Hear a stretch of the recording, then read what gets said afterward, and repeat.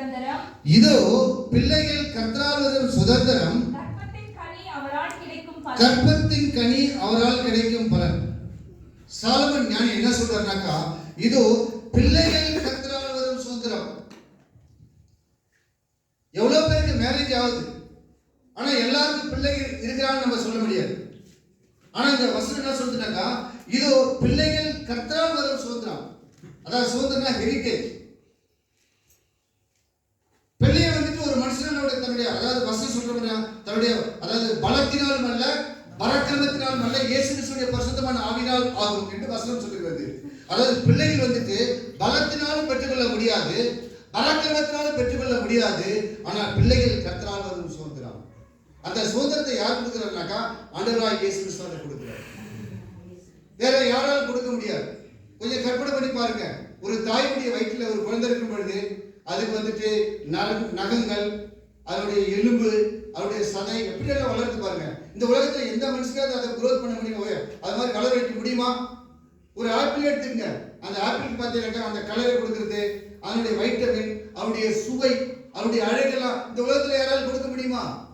யாராலும் கொடுக்க முடியாது. கர்த்தரால் எடுத்ததை கொடுக்க முடியும். அதுதான் சாலமோன் ஞானி சொல்றாரு, பிள்ளைகள் கர்த்தரால் வரும் சுதந்திரம், கற்பத்தின் கனி அவரால் கிடைக்கும் பலன்.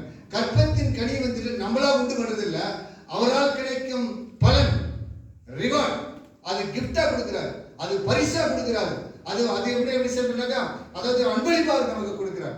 அதாவது இங்க என்ன சொல்ற சாலமோன், இதோ பிள்ளைகள் கர்த்தரால் வரும் சுதந்திரம், கற்பத்தின் கனி அவரால் கிடைக்கும் பலன் என்று சொல்லுகிறார். கர்த்தருக்கு பயந்து நடக்கிற மனுஷன் எவனோ அவன் பாக்கியவான் சொல்லிட்டு வசனம் சொல்றது. கர்த்தருக்கு பயந்து நடக்கிற மனுஷனுடைய பிள்ளைகளுக்கு வரக்கூடிய ஆசீர்வாதங்களை குறித்து இந்த நாளில் நாம் தியானிக்க போகிறோம். அதே பக்கத்துல 128ஆம் சங்கீதம் 1வது வசனத்தை வாசிங்க. கர்த்தருக்கு பயந்து அவர் வழியில் நடக்கிறவன் எவனோ அவன் பாக்கியவான். இங்க சங்கீதக்காரன் தாவீது, அவருடைய அதாவது மகன் அப்படி சொன்னாரு. தன்னுடைய தகப்பன் சொல்லும்போது தாவீது என்ன சொல்றாருனாக்கா, கர்த்தருக்கு பயந்து, who fear God, கர்த்தருக்கு பயந்து, fear God, keep his laws, அதாவது கர்த்தருக்கு பயந்து அவர் வழியில் நடக்கிறவன் எவனோ, அவருடைய சட்டத்திட்டத்தை கைக்கொள்கிறவன் எவனோ, அவருடைய கற்பனைகளை கைக்கொள்கிறவன் எவனோ, அவருடைய வசனங்களை கைக்கொள்கிறவன் எவனோ, கர்த்தருக்கு பயந்து நினைக்கிறவன், கர்த்தருக்கு பயந்து பார்க்கிறவன், கர்த்தருக்கு பயந்து பேசுகிறவன், கர்த்தருக்கு பயந்து செயல்படுகிறவன், கர்த்தருக்கு பயந்து அவர் வழியில் நடக்கிற எவன் அவன்தான் பாக்கியவான். blessed by the Lord, அவன்தான் கர்த்தரால் ஆசீர்வதிக்கப்பட்டவன். அவனுடைய பிள்ளைகள் எப்படி இருப்பார்கள் என்பதை குறித்து நாம் தியானித்துக் கொண்டிருக்கிறோம். அதிலே 3வது வசனத்தை கூட வாசிங்க. உன் மனைவி உன் வீட்டோரங்களில் கடிதம் திராட்சை கொடி போல் இருப்பாள். உன் பிள்ளைகள் உன் பந்தியை சுற்றிலும் ஒலிவமர கண்டிலை போல் இருப்பார்கள். அதாவது இங்க என்ன சொல்றாருனாக்கா, சங்கீதத்துல வந்துட்டு யாரெல்லாம் கர்த்தருக்கு பயந்து நடக்கிறாங்களோ அவருடைய பிள்ளைகள், சில்ட்ரன், அவருடைய பிள்ளைகள் எப்படி இருக்காருனாக்கா, உன் பிள்ளைகள் உன் பந்தியை சுற்றிலும் எப்படி இருப்பாங்க, ஒலிவமர கன்றுகளை போல இருப்பார்கள். ஒலிவமர கன்றுகளை போல். நியாயாதிபதி புத்தகத்தை திருப்பிக் கொள்ளுங்கள், 9ஆம் அதிகாரம் 8-9 வசனத்தை வாசிங்க. ஜட்ஜஸ், நியாயாதிபதி புத்தகம். விருட்சங்கள் தங்களுக்கு ஒரு ராஜாவை அபிஷேகம் பண்ணும்படி போய் ஒலிவ மரத்தை பார்த்து நீ எங்களுக்கு ராஜாவாய் இரு என்றது. ஒரு கேள்வி கேட்டது. அதுக்கு அந்த ஒலிவ மரம் என்ன ரிப்ளை பண்ணதுனாக்கா, தேவர்களும் மனிதரும் புகழுகிற என்னிலுள்ள என் கொழுமையை நான் விட்டு மரங்களை அரசால போவேணும். அதாவது எப்படின்னாக்கா, அந்த ஒளிய மரம் அவனை பார்த்து என்ன சொல்றதுனாக்கா, அதாவது எப்படின்னாக்கா, என்னுடைய பவர் எப்படின்னாக்கா, அதாவது தேவர்களும் மனிதர்களும் என்னை புகழுகிற கொழுமை என்னிடத்தில் இருக்கிறது. அதுதான் சங்கீதக்காரன் சொல்ற, உன் பிள்ளைகள் உன் பந்தியை சுற்றிலும் ஒளிய மர கண்களை போல இருப்பார்கள். உதாரணத்துக்கு பார்த்தீங்கன்னா, என்னுடைய வாழ்க்கையில் நடக்கிறத டெய்லி சொல்றேன். எப்படின்னாக்கா, நான் தூங்க போகும்போது என்ன செய்வோம், ஜெபலாம் முடிச்சுட்டு தூங்க போகும்போது என்ன செய்யணும்னாக்கா, ஒலிவெண்ணெய் ஒரு பாட்டில் இருக்கும். அந்த பாட்டில் ஒரு ஒலிவெண்ணெய் எடுத்து 2 கையில போட்டு பேஸ்ட் அப்படியே தேய்ச்சி அப்படியே தூக்கிடும். ஏன்னாக்கா அந்த எண்ணெய் வந்துட்டு முகக்கலை உண்டு பண்ணும். அது ஒலிவ எண்ணெய்க்கு ரொம்ப பவர். அந்த ஒலிவ மரத்துக்கு பார்த்தீங்கன்னா நல்ல கொழுமை இருக்குது. அதனுடைய கிளைகளுக்கு நல்ல அதாவது கொழுமை இருக்கிறது. அதனுடைய இலைகளுக்கு நல்ல குழுமை இருக்கிறது, அதனுடைய கனிகளுக்கு நல்ல குழுமை இருக்கிறது, அதனுடைய காய்களுக்கு நல்ல குழுமை இருக்கிறது, அதனுடைய எண்ணெய்க்கு ரொம்ப குழுமை இருக்கிறது. அதை என்ன செய்ய ஒலிவ எண்ணெய் என்ன செய்யறாங்க? ஆலயத்திலும் பயன்படுத்துகிறார்கள், மனிதர்களும் பயன்படுத்துகிறார்கள், தேவனுக்கும் பயன்படுத்துகிறார்கள், மனிதர்களுக்கும் பயன்படுத்துகிறார்கள். அதுதான் என்ன சொல்றாங்க சங்கீதக்காரன், உன் பிள்ளைகள் உன் பந்தி சுற்றிலும் ஒளிவர கன்றுகளை போல இருப்பார்கள். எங்க வீட்டுல பிரியாணி இது மாதிரி செய்வது கூட பாத்தீங்கன்னாக்கா அந்த ஆலிவ் எண்ணெய் ஒலிவ எண்ணெய் தான் ஊற்றுவாங்க. அந்த ஒலிவ எண்ணெய்க்கு அவ்வளவு பவர் இருக்கு. அதனாலதான் சொல்றாரு சங்கீதக்காரன், உன் பிள்ளைகள் உன் பந்தி சுற்றிலும் ஒளிவர கன்றுகளை போல இருப்பார்கள். இன்னும் கர்த்தருக்கு பயப்படுற மனுஷனுடைய பிள்ளைகள் எப்படி இருப்பார்கள்? நீதிமொழிகள் புத்தகத்தை திருப்பிக் கொள்ளுங்கள், 14ஆம் அதிகாரம் 26வது வசனத்தை வாசிங்க. 14:26. கர்த்தருக்கு பயப்படுகிறவனுக்கு கர்த்தருக்கு பயப்படுகிறவனுக்கு திட நம்பிக்கை உண்டு, அவனுடைய பிள்ளைகளுக்கு அடைக்கலம் கிடைக்கும். அதாவது யாரெல்லாம் வந்து கர்த்தருக்கு பயப்படுறாங்களோ அவருடைய பிள்ளைகளுக்கு வந்து என்ன செய்யலாம்? இங்க என்ன சொல்றதுனாக்கா, கர்த்தருக்கு பயப்படுறவனுக்கு திட நம்பிக்கை. திட நம்பிக்கை ரொம்ப செக்யூரா இருக்கும், பயப்பட மாட்டான் எதை குறிச்சும். அதான் 112ஆம் சங்கீதத்துல வாசிக்கலாம், நீதிமன்ற அவனுடைய இருதயம் வந்துட்டு துர்ச்செய்தியை கேட்டு அவன் இருதயா கலங்காது.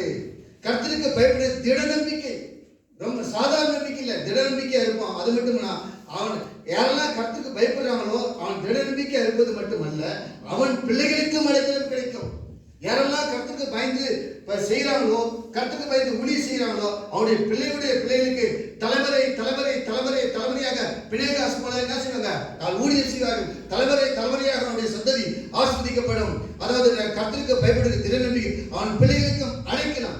அதாவது லீகல்ல சட்டப்படி என்ன சொல்றாங்க? அசீலம் சொல்லுவாங்க. அசீலனாக அடைக்கலம். ஆபத்து நேரத்தில் ஒரு சட்டின் கீழே பதுங்குவது போல, சட்டின் கீழே ஒதுங்குவது போல, சட்டைகளுக்கு அடைக்கலம் போவது போலதான் அவருடைய பிள்ளைகளுக்கும் அடைக்கலம் கிடைக்கும். அதான் சங்கீதக்காரன் சொன்னார்.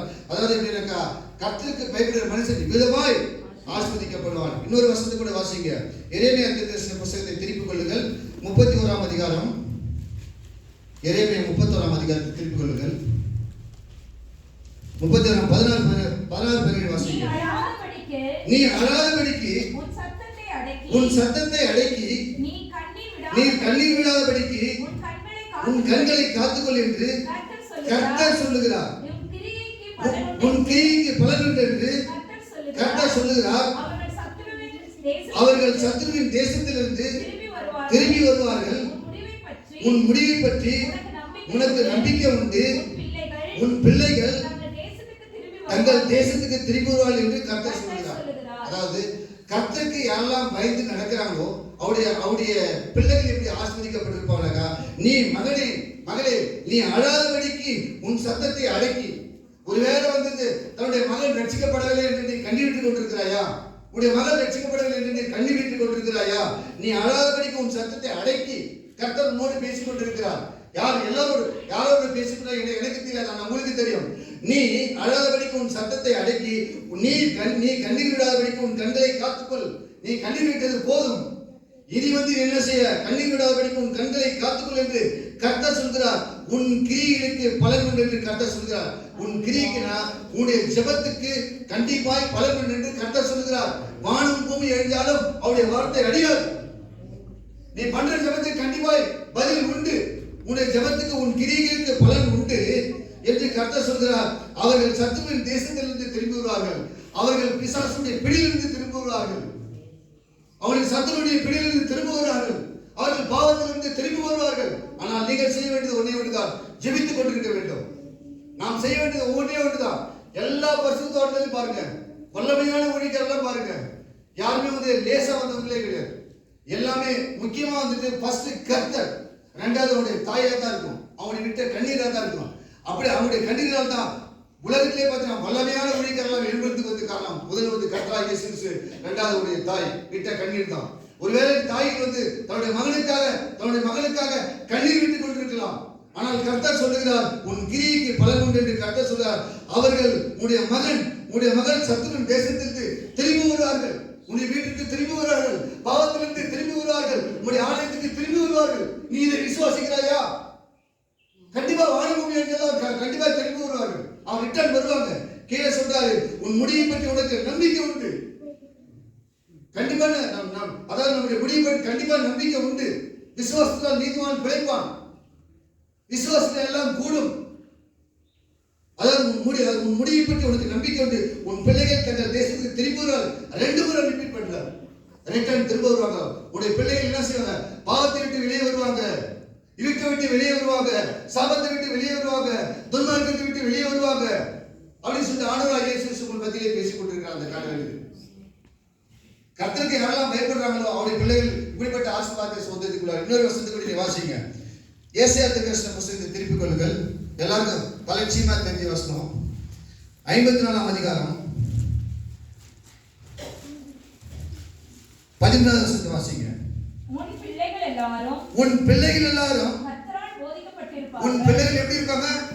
ஆயத்தன தேசத்தை பேசுங்க. உன் பிள்ளைகள் எல்லாரும் நீ ஜெபம் பண்ணும் பொழுது, நீ வேதவசனத்தை ஆராய்ந்து பார்க்கும் பொழுது, நீ ஜெபிக்கும் பொழுது, நீ கண்ணீர் விடும் பொழுது, நீ வேதனைப்படும் பொழுது, நீ துக்கப்படும் பொழுது, நீ அழுது புலம்பும் போது, நீ உன்னுடைய பிள்ளைகளுக்காய் கிரியை நிரூபிக்கும் பொழுது என்ன செய்வார்களா? உன் பிள்ளைகள் எல்லாம் கர்த்தரால் போதிக்கப்பட்டிருப்பார்கள். உன் பிள்ளைகளுடைய சமாதானம் பெரிதா இருக்கும். உன் பிள்ளைகள் எல்லாம் கர்த்தரால் போதிக்கப்பட்டிருப்பார்கள். அவருடைய பிள்ளைகளுடைய சமாதானம் பெரிதாக காணப்படும். அவருடைய பீஸ், அவருடைய சமாதானம்.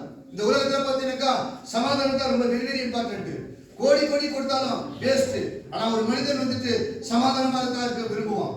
ஒரு மனிதனா இருந்தாலும், ஒரு குடும்பமா இருந்தாலும், ஒரு சபையா இருந்தாலும், ஒரு நாடா இருந்தாலும், அந்த நாடு வந்துட்டு சமாதானமுள்ள நாடாக இருக்க வேண்டும் தான் விரும்புவார்கள். எந்த ஒரு நாடா இருந்தாலும் அந்த நாட்டில் வந்துட்டு ஒரு வெல்ஃபேர் கவர்மெண்ட், அதாவது மக்களுக்கு நன்மை செய்யக்கூடிய ஒரு கவர்மெண்ட், சமாதானமா இருக்கிற கவர்மெண்ட் தான் எல்லாரும் விரும்புவாங்க. ஆனா இங்க பாத்தீங்கன்னாக்கா உன் பிள்ளைகள் எல்லாரும் கர்த்தரால் போதிக்கப்பட்டிருப்பார்கள். நீ கர்த்தருக்கு பயந்து நினைக்கிறியா? நீ கர்த்தருக்கு பயந்து பாக்குறியா? நீ கர்த்தருக்கு பயந்து பேசுறியா? நீ கர்த்தருக்கு பயந்து செய்யறியா? நீ கர்த்தரிடத்தில் ஜெபிக்கிறியா? கண்ணீர் விடுறியா? கவலைப்படுறியா? வேதனைப்படுறியா? உபவாசம் வைக்கிறியா? துக்கிக்கிறியா? அழுது புலம்புறியா? ஆனா கர்த்தர் சொல்றார், உன் பிள்ளைகள் எல்லாரும் கர்த்தரால் போதிக்கப்பட்டிருக்கிறார்கள். உன் பிள்ளையுடைய சமாதானம் பெரிதாய் கொள்ளப்படும். கைத்தட்டி கர்த்தர் நாமத்தை வெளிப்படுத்து. அல்லேலூயா, அல்லேலூயா. உடைய பிள்ளைகளுடைய சமாதானம் பெரிதாய் காணப்படும். யாரெல்லாம் கர்த்தருக்கு பயந்து நடக்கிறார்களோ அவருடைய பிள்ளைகளுடைய சமாதானம் பெரிதாய் காணப்படும். இன்னொரு வசனத்தை வாசிங்க. ஏசாயா தீர்க்கதரிசன புத்தகம் 61ஆம் அதிகாரத்தை திருப்பிக் கொள்ளுங்கள். 8-9 வசனத்தை வாசிங்க. கர்த்தராகிய நான் நியாயத்தை விரும்பி கொள்ளை பொருளினால் இடப்பட்ட தகன பலியை வெறுக்கிறேன். டிஸ்லைக் பண்றேன். நான் அவர்கள் கிரியையை உண்மையாக்கி அவர்களோடு நித்திய உடன்படிக்கை பண்ணுவேன். அவர்கள் சந்ததியானது ஜாதிகளின் நடுவிலும் அவர்கள் சந்தானமானது ஜனங்களின் நடுவிலும் அறியப்பட்டிருக்கும்.